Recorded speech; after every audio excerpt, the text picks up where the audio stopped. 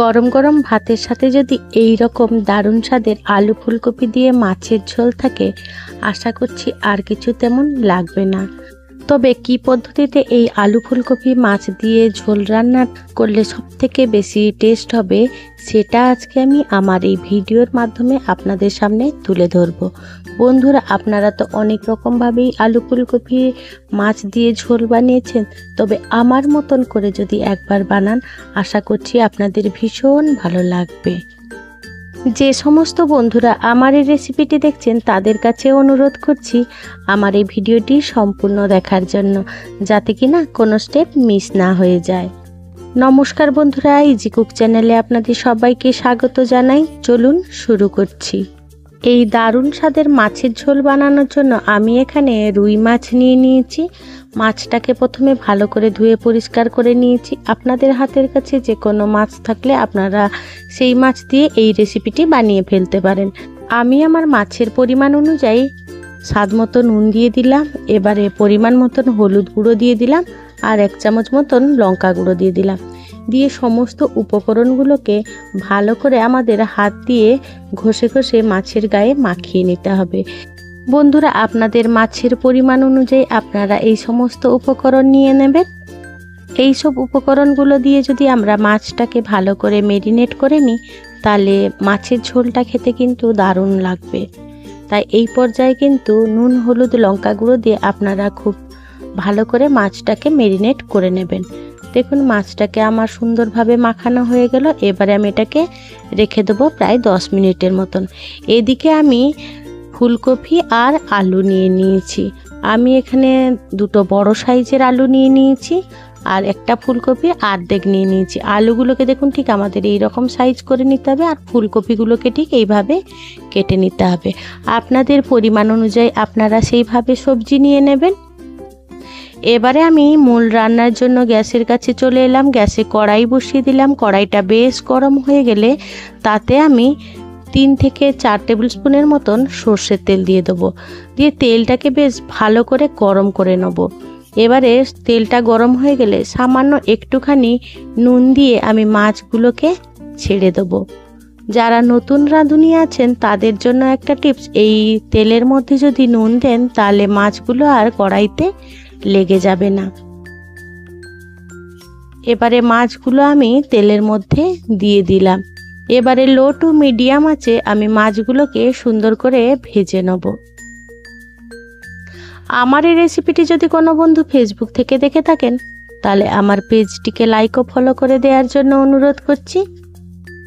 কথা বলতে বলতে মাছের আমার এক পাশ হয়ে গেছে, তো আমি আরেক পিঠ উল্টে নেব। খুব সাবধানে আমাদের উল্টে নিতে হবে। এখানে গ্যাসের ফ্লেম লো টু মিডিয়াম আঁচে রেখে আমি মাছগুলো ভাজা করে নিচ্ছি। আমার সমস্ত মাছ 2 পিঠই হয়ে গেছে। এবারে আমি মাছগুলোকে তেল ঝরিয়ে তুলে রেখে দেব। দেখুন, ঠিক মাছগুলোকে আমাদের এইভাবে ভাজা করে নিতে হবে। এবারে আমি সমস্ত মাছ তুলে নিলাম আর আমি এই মাছগুলোকে সাইডে রেখে দিলাম। এবারে ওই কড়াইতে আমি কেটে রাখা আলুগুলো দিয়ে দেবো। এখানে আমি আর কোনো তেল অ্যাড করিনি, ওই মাছ ভাজা তেলেই আলুগুলো ভেজে নেব। এবারে আমি 1 চামচ মতো নুন দিয়ে আলুগুলোকে বেশ ভালো করে নাড়াচাড়া করে লাল লাল করে ভেজে নেব।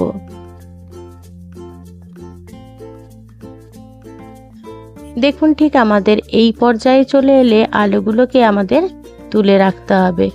একটু এইরকম গোল্ডেন কালার হয়ে গেলে আমি আলুগুলোকে তেল ঝরিয়ে তুলে রেখে দিচ্ছি। এবারে ওই তেলের মধ্যে আমি কেটে রেখেছিলাম যে ফুলকপিগুলো ভালো করে ভাজা করে নিতে হবে। এই মাছের ঝোল বানানোর জন্য আলু ফুলকপি বেশ ভালো করে আমাদের ভাজাটা করে নিতে হবে। আমার এই রেসিপিটি যদি কোনো বন্ধু ইউটিউব থেকে দেখে থাকেন, তাহলে আমার এই ক্ষুদ্র চ্যানেলটিকে সাবস্ক্রাইব করে আমার পাশে থাকার জন্য অনুরোধ করছি। আর পাশে থাকা বেল আইকনটি কিন্তু ক্লিক করতে ভুলবেন না, ওটা কিন্তু অলে দিয়ে দেবেন, যাতে আমার দেওয়া সমস্ত ভিডিও নোটিফিকেশান আপনারা খুব সহজেই পেয়ে যান। তার জন্য দেখুন কথা বলতে বলতে আমার ফুলকপি প্রায় ভাজা হয়ে এসেছে। এদিকে ফুলকপিটা আমি ভাজা হতে থাক, এদিকে একটা মশলা বানিয়ে নিচ্ছি। আমি একটা মিক্সার গ্রাইন্ডার জার নিয়ে নিয়েছি, তাতে 1 চামচ করে ধনে, জিরে আর কয়েকটা গোলমরিচ দিয়ে দিলাম, আর দিয়ে দিলাম কয়েকটা রসুন আর 2টো কাঁচা লঙ্কা, আর দিয়ে দেবো একটা বড় সাইজের টমেটো, আর দিয়ে দেবো 1 মুঠো ফ্রেশ ধনে পাতা। এইগুলোকে ভালো করে একটা ফাইন পেস্ট বানিয়ে নেব। ঝালটা অবশ্য আপনাদের পরিমাণ অনুযায়ী আপনারা বাড়িয়ে বা কমিয়ে নেবেন। দেখুন আমার মশলাটা রেডি হয়ে গেছে। এদিকে দেখি ফুলকপিগুলো কীরকম আমার ভাজা হলো। দেখুন ফুলকপিগুলো আমার প্রায় ভাজা হয়ে এসেছে। এবারে আমি ফুলকপিগুলো তুলে রেখে দেবো। দেখুন ঠিক এইভাবেই ভেজে নিতে হবে। এবারে ওই কড়াইতে আমি 1 চামচ মতন তেল দিয়ে দিয়েছিলাম, তাতে আমি ফোড়নে দিয়ে দেবো 1/2 চামচ মৌরি, একটা শুকনো লঙ্কা, এলাচ, লবঙ্গ আর দারচিনি। এই ফোড়ন থেকে যখন একটা সুন্দর মিষ্টি গন্ধ বেরোবে, তখন আমি এখানে দিয়ে দেবো একটা বড় সাইজের পেঁয়াজ। আমি এরকম কুচি করে নিয়েছিলাম, পেঁয়াজটা দিয়ে দেবো। এবারে পেঁয়াজটাকে বেশ ভালো করে নাড়াচাড়া করে আমাদের ভাজা করে নিতে হবে। এবারে পেঁয়াজটাকে বেশ তেলের সাথে ভালো করে নাড়াচাড়া করে মিশানো হয়ে গেলে আমি এখানে তরকারির স্বাদ মতো নুন দিয়ে দিলাম। এই নুনটা দিলে কি আমাদের পেঁয়াজটা তাড়াতাড়ি নরম হয়ে যাবে, আর তাড়াতাড়ি আমাদের পেঁয়াজটা ভাজাও হয়ে যাবে।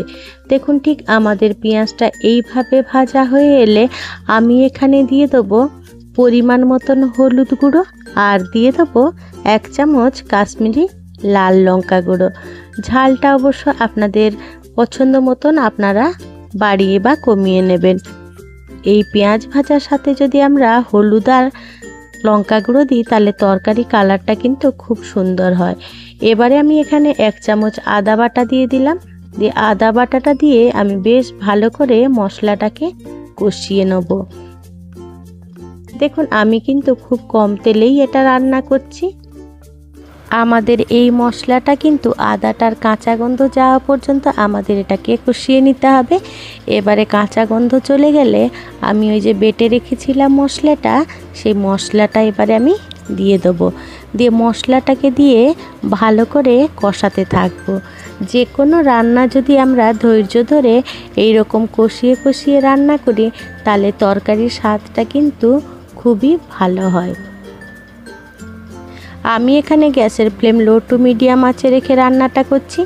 এবারে ওই মিক্সির জারটা ধুয়ে সামান্য একটু জল দিয়ে দিলাম। জল দিয়ে আবারও মশলাটাকে কষিয়ে নেব। এবারে বন্ধুরা বলে ফেলুন তো, এই রুই মাছের ঝোল আপনারা কোন সবজি দিয়ে সবথেকে বেশি আপনাদের পছন্দ? এবারে আমি আগে থেকে অর্ধেক ক্যাপসিকাম এইরকম ছোট ছোট টুকরো করে কেটে রেখেছিলাম, সেই ক্যাপসিকামটা আমি দিয়ে দিলাম। দিয়ে ক্যাপসিকামটা দিয়ে আবারও একটু আমি মশলাটাকে কষিয়ে নেব। বন্ধুরা আপনারা যদি আমার মতন করে এই আলু ফুলকপির ঝোলটা বানান, তাহলে দুপুরবেলা গরম ভাতের সাথে আর কোনো তরকারি প্রয়োজনই হবে না। এবারে আমি এখানে 1 চামচ ঘরে পাতা টক দই দিয়ে দিলাম। এখানে অবশ্য গ্যাসের ফ্লেম আমি একদমই লোয়ে করে দিয়েছি। এবারে দইটা দিয়ে আমি ভালো করে আবার মশলাটাকে কষিয়ে নেব। বন্ধুরা আপনারা যদি ঘরে পাতা টক দই রেসিপি দেখতে চান, তাহলে আমার চ্যানেলে আছে, আপনারা সেটা ভিজিট করে দেখে নিতে পারেন। দেখুন মশলাটাকে আমাদের এইরকম সুন্দরভাবে কষানো হয়ে গেলে, অর্থাৎ মশলাটার গা থেকে তেল ছেড়ে এলে, আমি এবারে ভেজে রাখা আলুগুলো দিয়ে আবারও মশলার সাথে বেশ ভালো করে কষিয়ে নেব। এই মশলাটার সাথে কষালে আলুটা প্রায় 80% মতো আমাদের সেদ্ধ হয়ে যাবে। এবারে দেখুন আলুটা ঠিক আমাদের এইভাবে কষানো হয়ে গেলে আমি এবারে ভেজে রাখা ফুলকপিগুলো দিয়ে দেবো।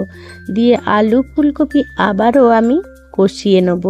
এই মশলাটার সাথে যদি আমরা আলু ফুলকপি কষিয়ে নিই, তাহলে এই মশলাগুলো এই সবজিগুলোর মধ্যে ঢুকে যাবে, তাহলে তরকারিটা খেতে আমাদের ভীষণ ভালো লাগবে। দেখুন ঠিক আমার এইভাবে কষানো হয়ে গেলে আমি এবারে গরম জল করে নিয়েছি। এই গরম জল আমি দিয়ে দেবো। আমি প্রায় এখানে 2 থেকে 3 কাপের মতন গরম জল দিলাম। আপনাদের ঝোলের পছন্দ অনুযায়ী আপনারা সেইভাবে জলটা দিয়ে দেবেন। এবারে ঝোলটা আমার এরকম ফুটে উঠলে আমি ওই ভেজে রাখা মাছগুলো আমি এক এক করে দিয়ে দেবো। বন্ধুরা, আপনারা যে কোনো তরকারিতে সব সময় গরম জল দেওয়ার চেষ্টা করবেন, তাতে তরকারির স্বাদটা কিন্তু ভীষণ ভালো হয়। এবারে আমি খুন্তি দিয়ে ভালো করে মাছগুলোকে এই ঝোলের মধ্যে ডুবিয়ে নেব।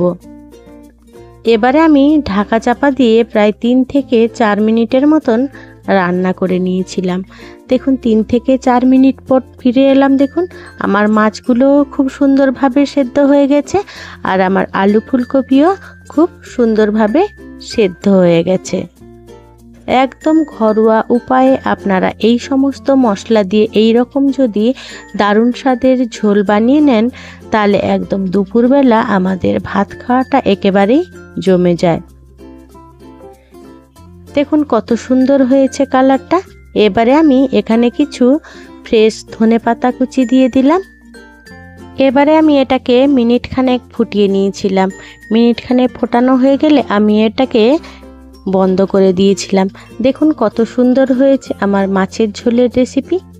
বন্ধুরা, আজকে আমার এই রেসিপিটি আপনাদের কেমন লাগলো সেটা কিন্তু আমাকে কমেন্টে জানাতে একেবারেই ভুলবেন না। যদি ভালো লেগে থাকে ছোট্ট একটা লাইক করে দেবেন। আপনাদের এই ছোট্ট ছোট্ট লাইক আমাকে অনেক ইন্সপায়ার করে নিত্য নতুন রেসিপি বানানোর জন্য। আর যদি খুব বেশি ভালো লেগে থাকে বন্ধু বান্ধব কিংবা প্রিয়জনদের সাথে শেয়ার করে তাদেরও দেখার সুযোগ করে দেবেন। এবারে আমি গ্যাসের ফ্লেম অফ করে দিয়ে স্ট্যান্ডিং টাইমের মতো রেখে দিয়েছিলাম। এবারে আমি কিছুক্ষণ পর ফিরে এলাম। এবারে এটাকে আমি পরিবেশন করে নেব। আপনাদের পছন্দ অনুযায়ী আপনারা সেইভাবে পরিবেশন করে নেবেন। দেখুন আমার মাছের ঝোলটা কত সুন্দর হয়েছে দেখতে। একদম ঘরোয়া পদ্ধতিতে এই রকম যদি বানিয়ে নেন দারুণ স্বাদের রুই মাছ দিয়ে আলু ফুলকপির মাছের ঝোল, তাহলে তো দুপুরবেলা পুরো জমেই যায়।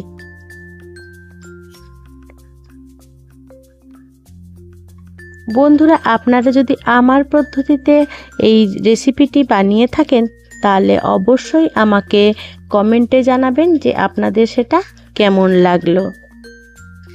এবারে আমার পরিবেশন করা হয়ে গেল। আপনাদেরকে অসংখ্য অসংখ্য ধন্যবাদ জানাই আপনাদের মহামূল্যবান সময় দিয়ে আমার এই রেসিপিটি সম্পূর্ণ দেখার জন্য।